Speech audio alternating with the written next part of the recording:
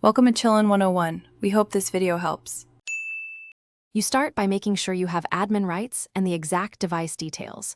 Once done, check the carrier account for any hotspot toggle or plan restriction you can change immediately. Next, locate the device on the network or pair it with your admin interface so you can act without delay. Make sure to note the OS version and MAC address. You will use both to target settings precisely rather than guessing and redoing steps later. You now remove the hotspot capability at the source, and when possible, at the network level. On iOS or Android, turn off personal hotspot and remove saved Wi-Fi passwords so the toggle cannot be reused.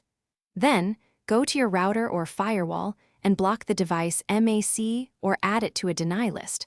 Alternatively, enable a whitelist so only approved devices can get internet.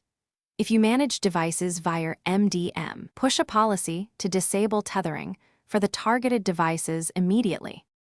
You finish by verifying the hotspot is truly disabled.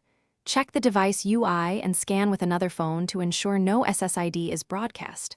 Once confirmed, test other devices to make sure the network remains functional and you didn't block legitimate access. If the hotspot persists, revoke the carrier provisioning or remove the SIM temporarily. As a last resort, reset the device network settings and reapply blocks.